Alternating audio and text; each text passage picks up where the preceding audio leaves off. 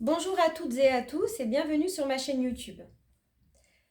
Aujourd'hui, j'aimerais vous parler de la mort comme moyen d'élévation spirituelle. Alors, qu'est-ce que j'entends par moyen d'élévation spirituelle?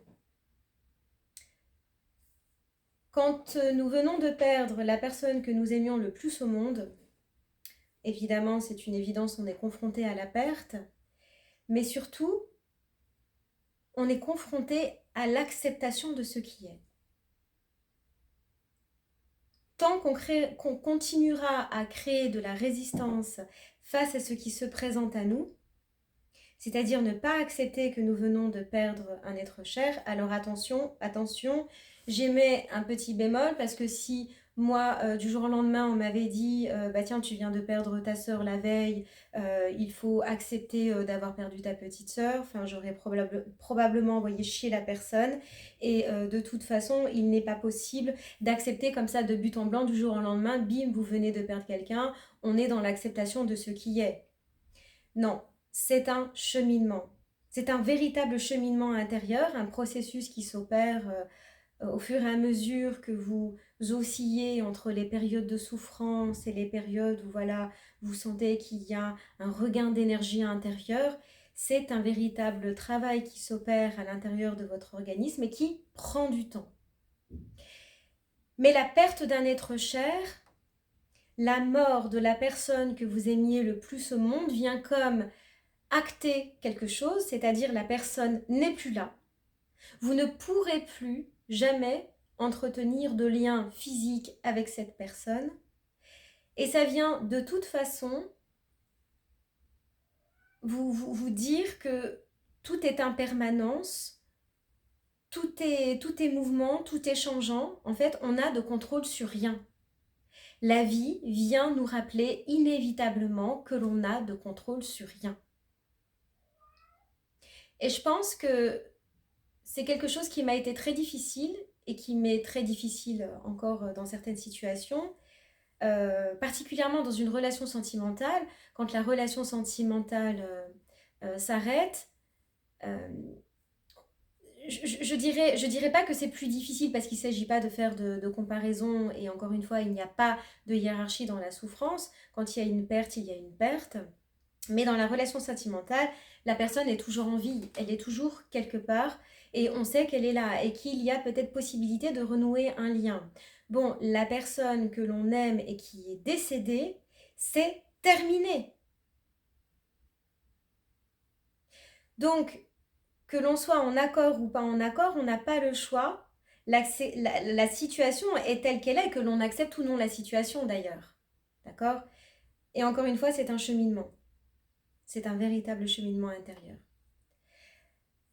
Alors, j'aimerais vous lire un petit peu des notes que j'ai prises sur le sujet de la mort comme moyen d'élévation spirituelle.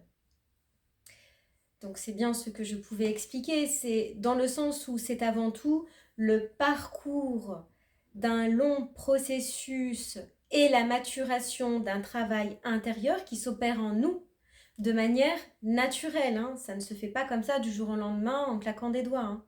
D'accord? Donc il faut donc mois après mois, année après année, l'acceptation de ce qui est, mais c'est surtout cette notion de l'impermanence.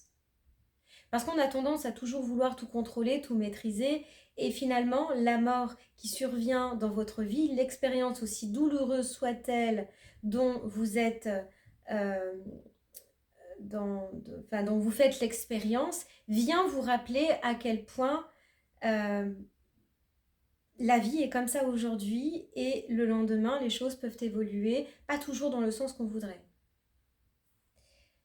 C'est ce qui nous permet d'accéder ou non à un autre niveau de conscience. Dans le sens où tout est changement et impermanent, si on prend l'exemple d'une relation sentimentale, c'est ce que je vous disais, vous savez que vous pouvez passer par des stades d'amour et des stades où vous ne vous comprenez plus pour différentes raisons. Soit parce que vous êtes fatigué de votre journée de travail et que vous souhaitez pas faire d'efforts pour comprendre l'autre, hein, ça peut arriver, on est tous humains, hein, il y a des moments où on a moins de patience, on est plus fatigué que d'autres, et parfois ce que l'autre nous dit est peut-être fort intéressant, mais on n'a pas spécialement envie de l'écouter parce qu'on a passé une journée compliquée, fatigante. Eh bien, on peut se disputer pour un sujet en particulier et ça nous mine durant plusieurs jours et voilà que le dialogue est rompu. Vous pensez peut-être que plus rien ne pourra revenir comme avant et puis une semaine passe et vous vous rendez compte que de nouveau le dialogue peut s'instaurer. Encore une fois, qu'est-ce que nous démontre cet exemple? Ça nous démontre qu'à un moment donné, la situation est celle-ci. On pense que peut-être le dialogue ne pourra plus du tout s'instaurer parce qu'on est dans une relation tendue. Et puis finalement, on voit bien que les choses peuvent évoluer dans le bon sens ou pas d'ailleurs. Mais tout est possible. C'est pas parce qu'une situation est celle-ci à un moment donné qu'elle est figée dans le temps. Finalement, qu'est-ce que ça nous apprend? Ça nous apprend encore une fois l'acceptation de ce qui est. À ce moment précis, je suis en brisbee avec mon compagnon ou ma compagne. Mais ça ne veut pas dire que ça va perdurer, que ce moment ou que cet échange euh, où la communication est rompue va durer dans le temps. D'accord? Donc tout bouge en permanence. Hein. Accepter, il suffit d'accepter et pourtant ce n'est pas si facile. Eh bien évidemment, ce n'est pas si facile l'acceptation. Comme je vous le disais, je veux dire, quand j'avais 21 ans et que j'ai perdu mon père, encore une fois, si on m'avait dit il faut que tu acceptes la situation telle qu'elle est, on me l'avait dit d'ailleurs à mon entourage, maintenant il faut que tu penses à toi, il faut que tu ailles de l'avant. Non, en fait, je ne peux pas penser à moi et aller de l'avant. Je suis en train de traverser ma souffrance, je viens de perdre mon père. Je vivais avec lui et d'un seul coup, il n'est plus là. Donc comment on peut me demander de continuer à aller de l'avant, de continuer de regarder devant moi, alors que mon père vient de décéder à l'âge de 47 ans? Comme ça, brutalement? Ben non, en fait. Donc, il y a un processus qui s'opère en nous et encore une fois, c'est un processus qui prend du temps. D'accord? Donc, j'en ai parlé dans des précédentes vidéos où j'évoque les 4 phases du processus de deuil. Il y a certains médecins qui parlent de 5 phases, mais il est fondamentalement important de comprendre que c'est un processus avec des va-et-vient et que c'est un cheminement, un travail intérieur naturel qui s'opère et aussi en fonction du stade où nous en sommes dans le processus de deuil, d'apporter une aide extérieure par le biais des groupes de parole dont je vous avais parlé également, certaines associations qui accompagnent les personnes endeuillées, qui participent à ce processus de maturation et de guérison, si je puis dire. Quoique, encore une fois, on ne fait pas son deuil, on apprend à vivre avec l'absence. Voilà, donc la mort vient comme nous enseigner que tout est fini, terminé, stop. Ça ne sera plus comme avant. Le lien est définitivement rompu. Ou en tout cas, dans cette vie terrestre désormais, j'aime à penser que ça se passe sur un autre plan, à un autre niveau d'énergie. De même, lorsque l'on souffre en période de deuil, on pense que c'est terminé.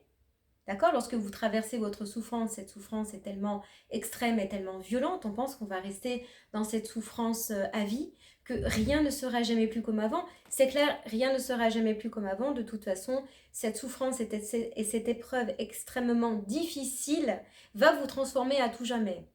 Mais par contre, concernant la souffrance, on pense que l'on va rester là-dedans toute notre vie. Et au fur et à mesure que l'on chemine, 1 an, 2 ans, 3 ans après, 4 ans après, on se rend compte que finalement, eh bien, l'état émotionnel dans lequel on était auparavant après la perte de la personne que l'on aimait le plus au monde, eh bien, on voit qu'il y a quand même un cheminement et un changement qui s'opère en nous.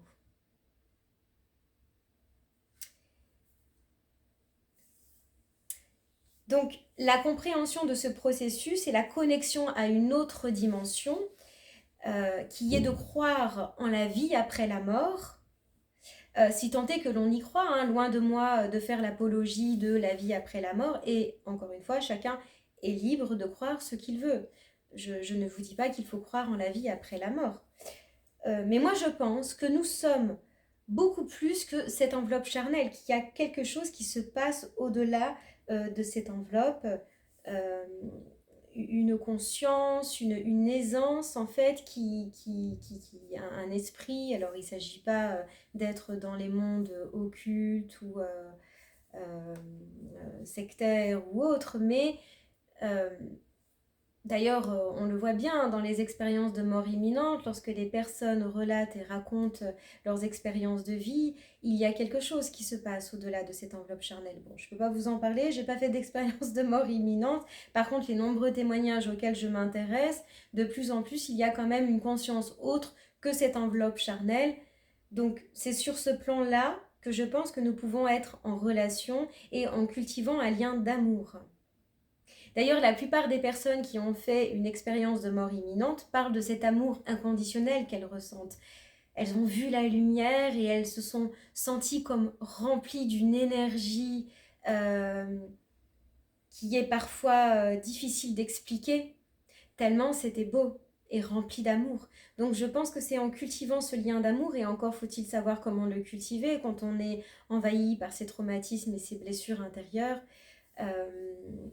pour arriver à être en connexion avec la personne que nous avons perdue. Et encore une fois, c'est le parcours, c'est un véritable cheminement en fonction de là où nous en sommes intérieurement.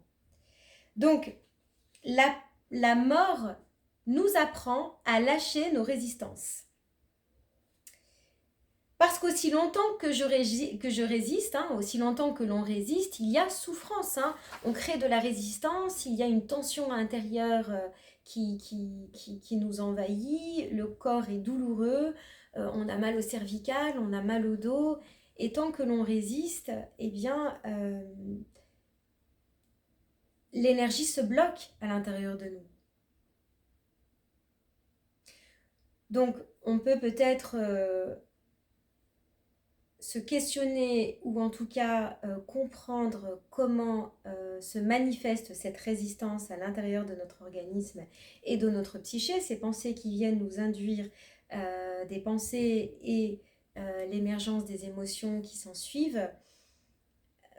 Parfois aussi par le biais de massages, si on n'a pas de problème avec le toucher. Ça peut parfois aussi après la période, alors peut-être pas tout de suite après la période d'un être cher, et encore une fois on est tous différents et on chemine différemment en fonction de ce qu'il s'opère en nous, mais parfois les massages peuvent aider, la méditation, tout dépend de là où on en est, en tout cas les groupes de parole, la thérapie, aller voir un thérapeute spécialiste dans le deuil particulièrement, parce que c'est vraiment important de savoir comment accompagner une personne en souffrance qui a vécu un véritable traumatisme, encore une fois, qui est la perte d'un être cher. Excusez-moi, je me répète un peu, mais c'est important d'insister là-dessus. Donc, la souffrance qui nous traverse, la souffrance nous transperce. En continuant de la ressentir pleinement, il faut surtout ne pas chercher à la refouler, cette souffrance qui vous traverse. Vous ressentez de la souffrance, vivez pleinement cette émotion, aussi difficile que ça soit et aussi douloureux que ça soit. Permettez-vous de vivre et de vous laisser traverser pleinement par cette souffrance. S'il y a de la colère qui doit s'exprimer, permettez-lui de s'exprimer. S'il y a des pleurs qui doivent surgir, laissez vos pleurs, laissez les larmes couler sur vos joues, laissez-vous vous exprimer pleinement. Laissez votre tristesse s'exprimer pleinement. Surtout, ne cherchez pas à refouler vos émotions, s'il vous plaît. Permettez à ces émotions de pouvoir s'exprimer, ne les retenez pas. Donc,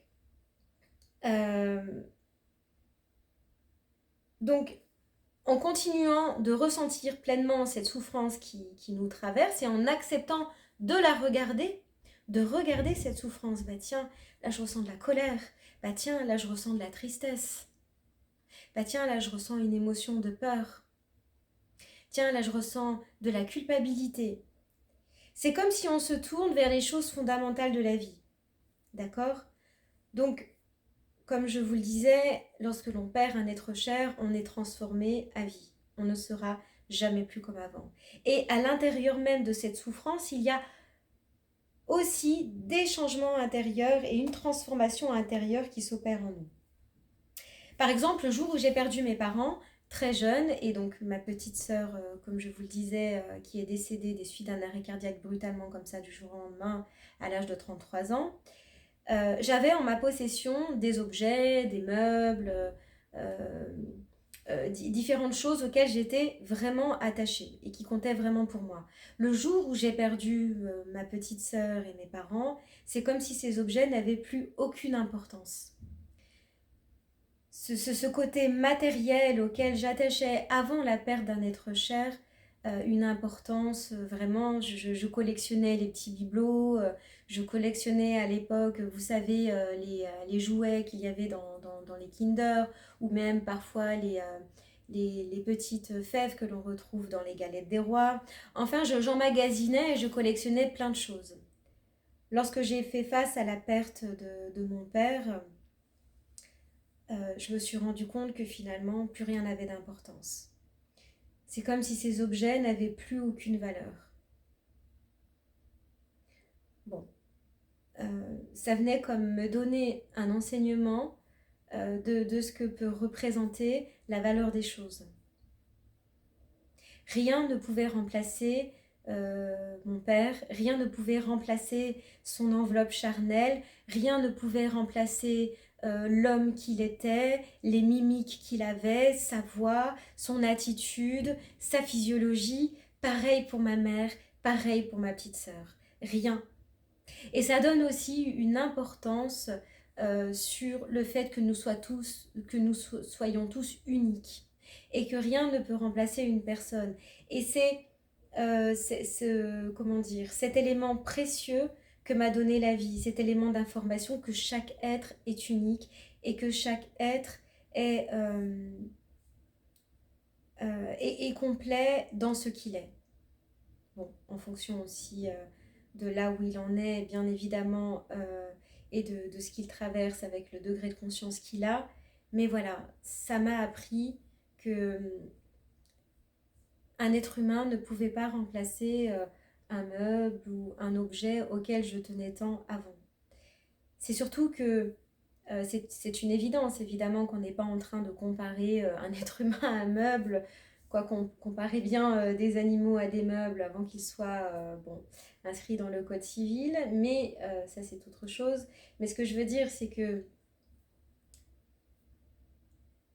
lorsque l'on fait face à des décès et à des pertes brutales, on se rend compte, ou en tout cas on replace nos priorités dans la vie et les valeurs que l'on accorde au monde qui nous entoure.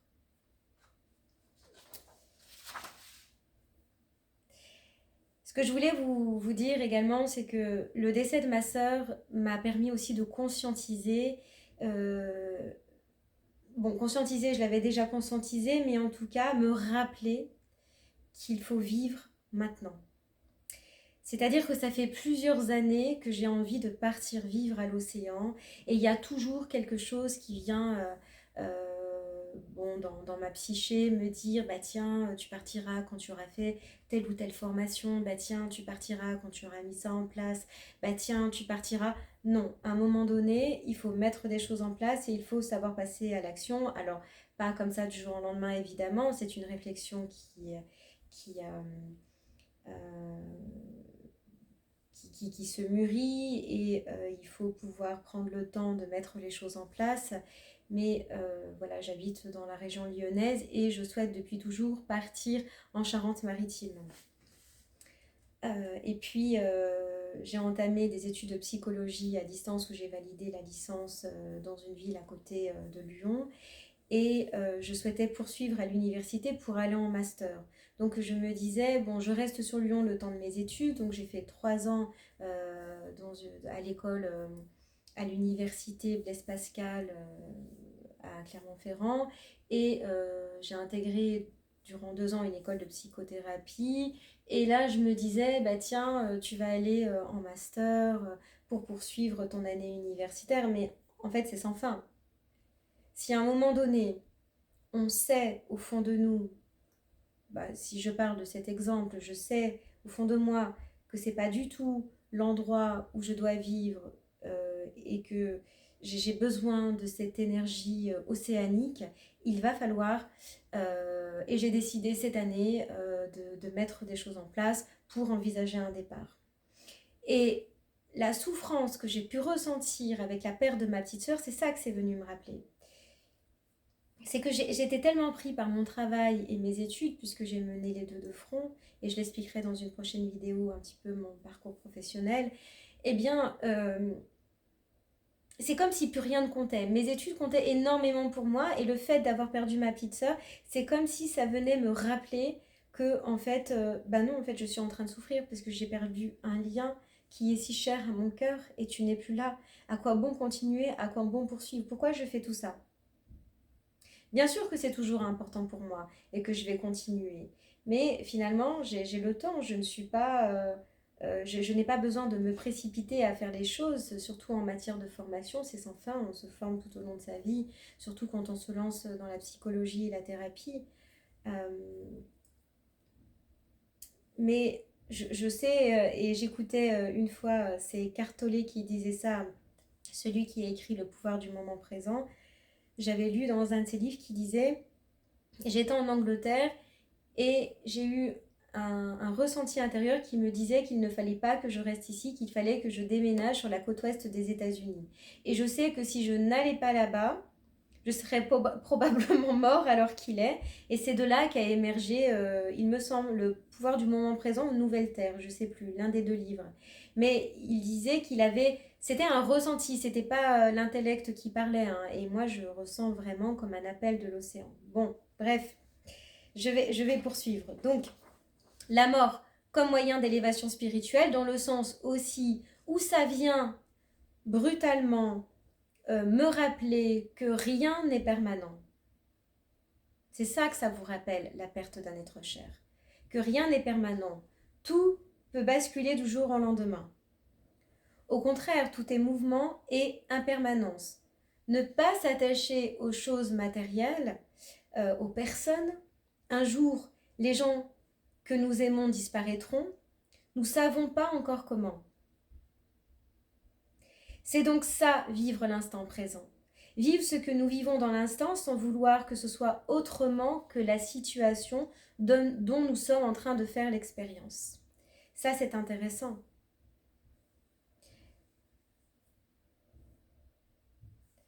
Si je prends le cas d'une relation sentimentale et que la personne avec qui nous sommes en relation souhaite partir, alors que nous avons acheté un appartement, nous avons un enfant en commun, eh bien, il faut la laisser partir. Oui, oui, il faut. Et pourtant, ouais, sauf que je sais pas vous, mais pour moi, c'est pas si simple. Hein.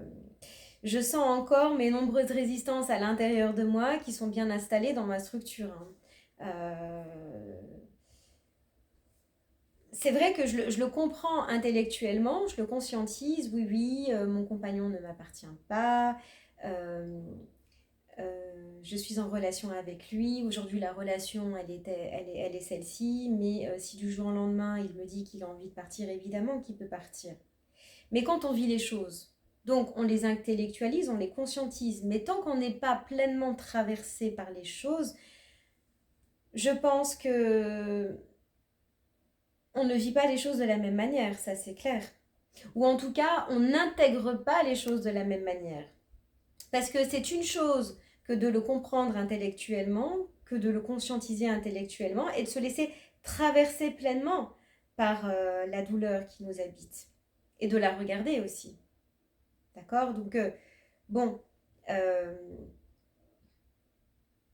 c'est cette nuance et cette différence-là. Hein.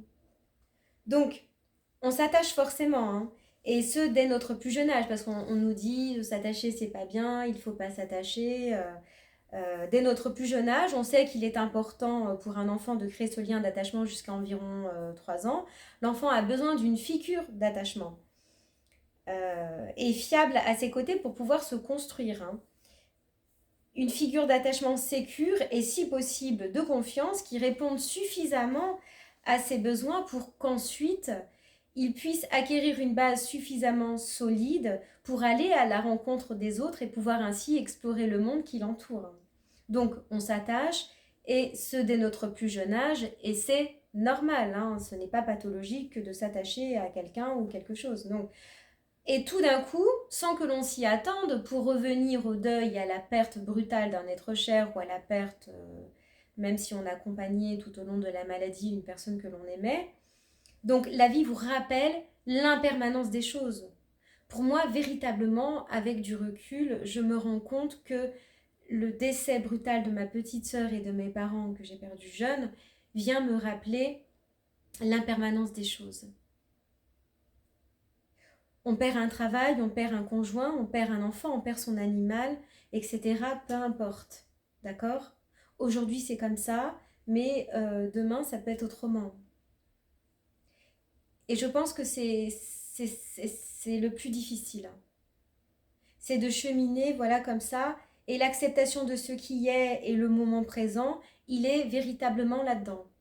Dans cette subtilité de l'acceptation de ce qui est. Même si je suis dans une situation inconfortable, je suis dans cette situation inconfortable. On peut être aussi dans une situation voilà, qui nous procure du plaisir, de la joie. Eh bien, je suis dans cette situation, voilà, je fais l'expérience de la joie ou de cette situation. Mais ce qui vient entraver ou compliquer l'expérience que nous sommes en train de faire, c'est lorsque l'on résiste face à ce que nous sommes en train de traverser. Au lieu d'accepter pleinement l'émotion qui nous traverse, aussi difficile ou aussi bouleversante soit-elle. Donc, lorsque l'on perd un être cher, dites-vous que vous ne serez jamais plus pareil. La souffrance extrêmement douloureuse que l'on ressent nous place presque inévitablement dans une quête existentielle où l'on replace nos priorités, si tant est que l'on sache vraiment, parce que parfois on a mené une vie de façon parfois robotisée, plus ou moins robotisée, le fameux métro boulot dodo, son travail, sa vie de famille, le faire, le ménage, la cuisine, les devoirs du petit dernier, penser à organiser les prochaines vacances, penser à aller chez le médecin, penser à réserver le gîte en montagne pour cet été, etc. La liste, elle est longue. On est pris vraiment dans le tourbillon de la vie avec les 1000 choses que nous avons à faire chaque jour. Et en fin de journée, nous sommes tellement épuisés qu'il n'y a plus de place pour autre chose. Et le lendemain, rebelote. On se lève, on se lave, on s'habille, on déjeune, etc. Et les jours se ressemblent. Et les jours passent ainsi des milliers d'heures s'écoulent. Et voilà que tout d'un coup, il y a quelque chose qui vient perturber cette vie bien rangée, cette vie bien chronométrée, cette vie bien organisée. Donc, quelque chose qui vient perturber, la mort inévitablement vient perturber votre vie bien rangée. Qu'est-ce que ça vient faire là ? Tout allait bien jusqu'à présent. Et là, on commence à s'interroger. Quel est le sens de ma vie ? Quel est le sens de mon existence ? Qu'est-ce que j'ai envie de faire ? Qu'est-ce qui m'anime intérieurement ? Il n'y a plus rien qui compte de toute façon. J'ai tout perdu. Parfois un parent qui était le pilier de votre foyer, et voilà que plus rien ne tient, tout s'écroule. C'est terminé, alors que vais-je devenir ? Bon, il y a certainement d'autres nombreuses interrogations que l'on se pose, mais c'est un tout petit échantillonnage de ce qui survient quand on fait face à la souffrance de la perte d'un être cher.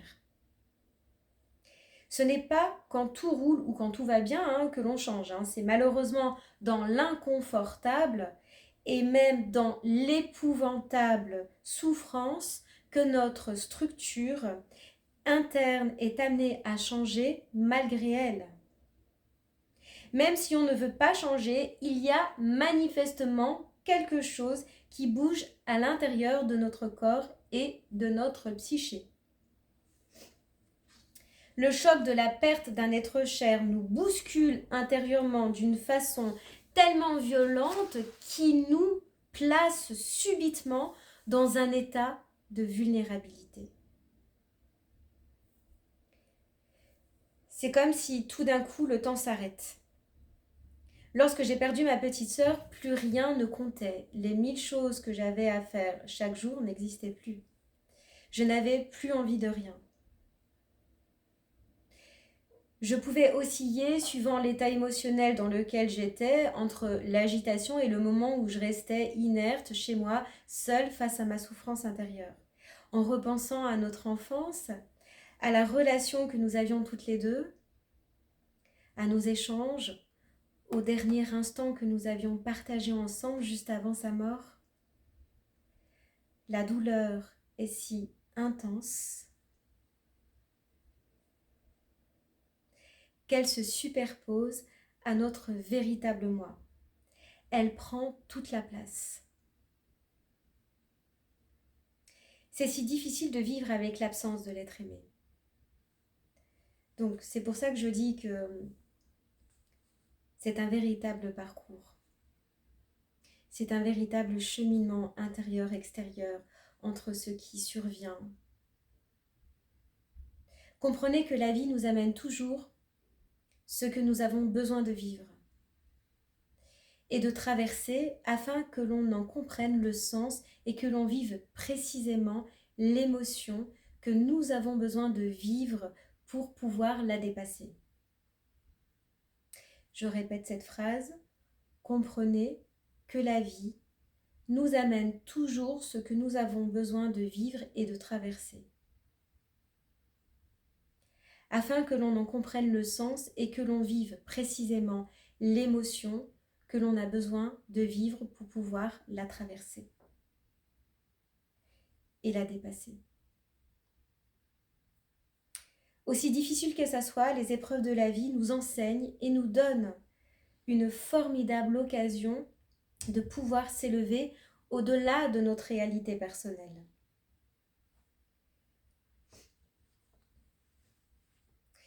Se laisser vivre en se laissant traverser pleinement par la douleur que l'on ressent et qui émerge automatiquement dans les différentes situations de la vie est un formidable exercice pour que l'on se laisse enfin traverser par l'émotion qui nous empoisonne la vie.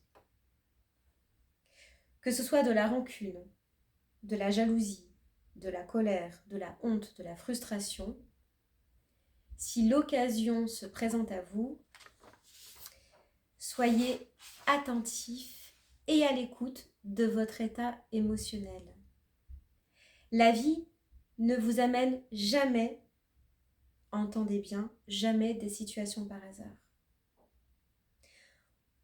On expérimente toujours ce que l'on a besoin de comprendre, ce que l'on a besoin de traverser.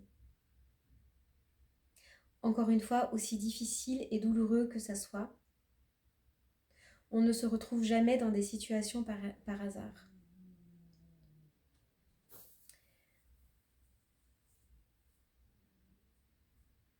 C'est pas toujours évident à entendre et à se laisser traverser parce que très souvent on a nos égos qui prennent le dessus, mais si on fait un certain cheminement intérieur et qu'on se pose un minimum de questions et qu'on prend conscience de nos attitudes et de nos comportements et de notre façon de réactionner et de rentrer en relation avec autrui, ça nous permet aussi de faire le point de là où nous en sommes intérieurement. Donc la mort des êtres que nous avons perdus nous amène à se questionner. Comme je l'ai dit plus haut, les questionnements que l'on peut avoir sur le sens de la vie, sur le sens de notre existence sur Terre. Vous perdez un être cher et bim, il y a des émotions qui surviennent, vous vous refaites le film dans votre tête du déroulement de la vie avec cette personne ou de ce que vous avez traversé ou de la façon dont vous étiez en lien. vous remémorez les projets qui vous animaient intérieurement et bim, cette souffrance vient vous rappeler que finalement, c'est peut-être pas le travail dans lequel vous êtes actuellement qui vous anime intérieurement, qui vous fait vibrer ou que vous auriez voulu faire, ou je sais pas, l'environnement dans lequel vous êtes, euh, tout type de situation enfin, la souffrance vient véritablement vous donner une information sur peut-être ce qui vous anime à l'intérieur de vous et qui vous transforme à tout jamais. Voilà, en tout cas, je vous remercie de m'avoir écouté et je vous dis à très bientôt pour une prochaine vidéo et surtout, prenez soin de vous. À bientôt.